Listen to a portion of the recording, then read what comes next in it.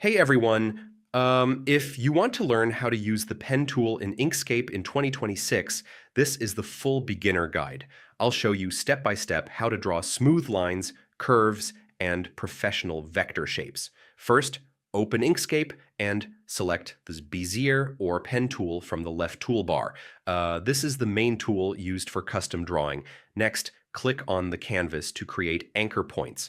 I mean, each click creates a straight line between points. Now, click and drag instead of just clicking. This allows you to create smooth, curved lines instead of sharp edges. After that, connect the last point back to the first point to close your shape. I mean, this forms a complete object. Next, switch to the node tool to adjust your paths. You can move points and refine curves for better accuracy. Now combine pen tool shapes with basic shapes like circles and rectangles. This helps you build more advanced designs. After that, apply stroke and fill colors to your drawing. This makes your artwork visible and more professional. Finally, practice by drawing simple icons, letters, or shapes. Consistent practice helps you master the pen tool faster.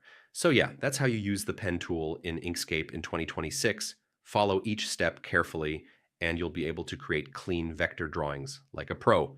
And if this helped, don't forget to check out more Inkscape tutorials for beginners.